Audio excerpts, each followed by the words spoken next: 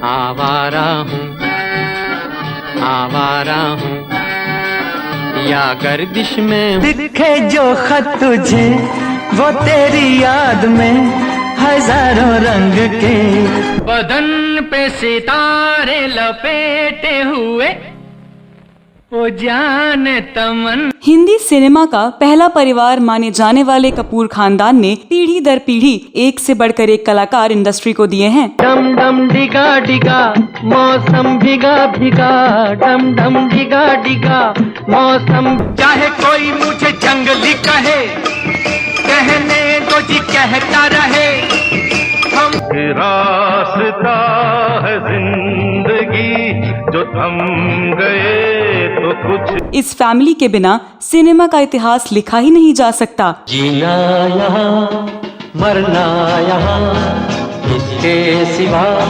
जाना। जरा पास आओ तो चैन आ जाए, जरा पास आओ तो दिल का हाल सुने दिल वाला, सीधी सी बात न मिर्च मसाला, कह के रहेगा कहने वाला दिल। इस खानदान के बेटों ने खूब शोहरत कमाई, फिल्मों के हीरो रहे, फिल्म मेकर रहे, लेकिन बहू बेटियों को सिनेमा की दुनिया से अलग रखा जाता था। दरअसल पृथ्वीराज कपूर ने अपने घर की बहू बेटियों के लिए एक परंपरा बनाई थी कि उनके घर की बहू बेटियां फिल्मों में काम नहीं करेंगी, और उनके घर की बहू बेटियां इस परंपरा का पालन भी कर रही थीं। आओ हुजूर तुमको सितारों, पहले पहले प्यार की मुलाकातें याद है।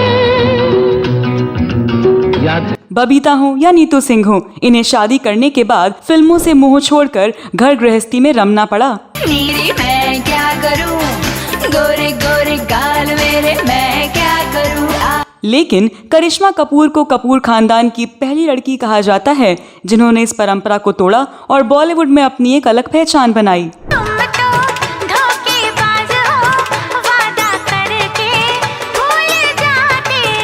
लेकिन ये सही नहीं है। वास्तविकता ये है कि करिश्मा नहीं बल्कि उनसे सालों पहले कपूर खानदान की एक और बेटी ने वर्षों पुरानी परंपरा को तोड़ते हुए फिल्मों में कदम रखा था और खूब नाम कमाया। आखिर कौन थी कपूर खानदान की परंपरा को तोड़ने वाली वो बेटी जिन्होंने पहली बार फिल्मी दुनिया में कदम रखा और बॉलीवुड में अपनी एक अलग पहचान बनाई? इस वीडियो में आज मैं कपूर खानदान की उसी बेटी के बारे में विस्तार से बताने जा रही हूँ जो इस परिवार से अभिनय करने वाली पहली लड़की बनी। तो आप बने रहिए हमारे साथ।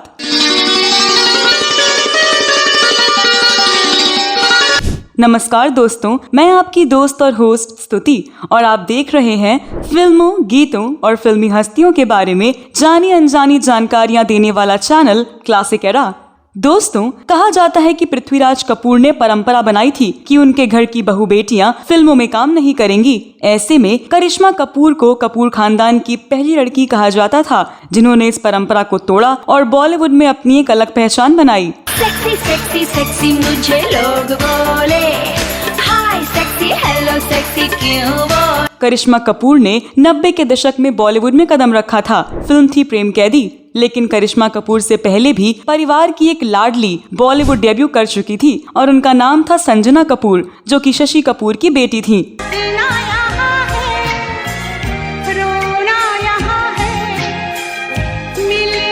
आपको बता दें कि शशि कपूर ने ब्रिटिश अभिनेत्री जेनिफर केंडल से लव मैरिज की थी। उन दोनों के 3 बच्चे थे, करण कपूर, कुणाल कपूर और संजना कपूर।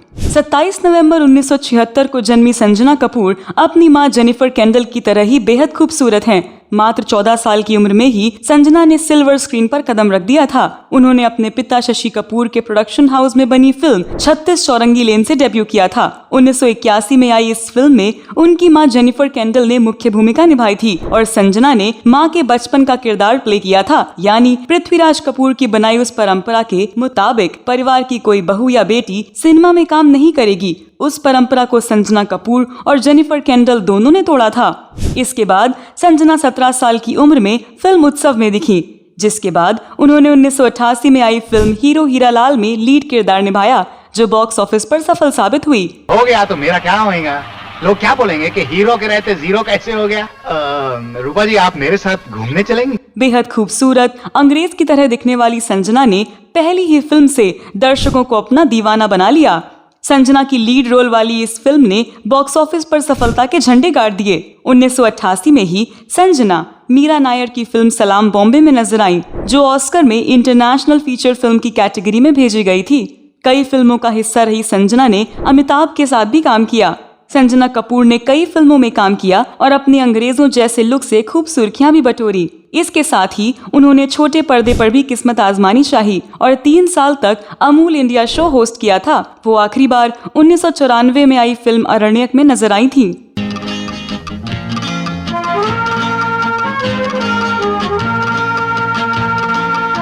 इसके बाद संजना कपूर धीरे धीरे फिल्मों से दूर होती चली गईं और थिएटर की ओर रुख कर लिया। उन्होंने खुद को पूरी तरह से रंगमंच के लिए समर्पित करने का फैसला कर लिया। उन्होंने कई नाटकों में अभिनय किया और मुंबई के पृथ्वी थिएटर को फिर से जिंदा करने के लिए काम किया, जिसकी स्थापना उनके माता पिता ने की थी। 2011 तक उन्होंने पृथ्वी थिएटर की जिम्मेदारी संभाली। 2012 में उन्होंने पृथ्वी थिएटर छोड़ के अपने फैसले की घोषणा की और खुद का थिएटर जुनून ग्रुप लॉन्च किया। ये संगठन रंगमंच के प्रसार और नई पहलों के माध्यम से कला को व्यापक दर्शकों तक पहुंचाने की दिशा में काम करता है। संजना कपूर को 2020 में थिएटर में उनके उत्कृष्ट योगदान के लिए फ्रांसीसी सम्मान night of the order of arts and later से सम्मानित किया गया। फिलहाल वो 55 साल की हो चुकी हैं, लेकिन थिएटर से उनका नाता आज भी बरकरार है। संजना सोशल एक्टिविस्ट भी हैं। संजना कपूर के पर्सनल लाइफ की बात करें तो उन्होंने 2 शादियां की हैं। उनके पहले पति आदित्य भट्टाचार्य थे, जो कि एक्टर और डायरेक्टर थे। वे फिल्म निर्माता बासु भट्टाचार्य और प्रसिद्ध फिल्म निर्माता बिमल रॉय की बेटी रिंकी भट्टाचार्य के बेटे थे, जो कि फिल्म मंडी और राग के लिए जाने जाते हैं। इसके बाद संजना कपूर ने बाघ संरक्षणवादी वाल्मीकि थापर से शादी की, जो कि पत्रकार रोमेश थापर के बेटे हैं। वाल्मीकि जेएनयू इतिहासकार रोमीला थापर के भतीजे हैं। संजना और वाल्मीकि का एक बेटा हमीर थापर है। तो दोस्तों, इस वीडियो में बस इतना ही। संजना कपूर के बारे में अगर आपके पास कोई और जानकारी है तो कमेंट बॉक्स में अवश्य लिखें। ये वीडियो कैसा लगा जरूर बताएं। अगले वीडियो में मैं फिर फिल्मों, गीतों और फिल्मी हस्तियों के बारे में जानी अनजानी जानकारियां लेकर हाजिर हो जाऊंगी। तब तक के लिए नमस्कार।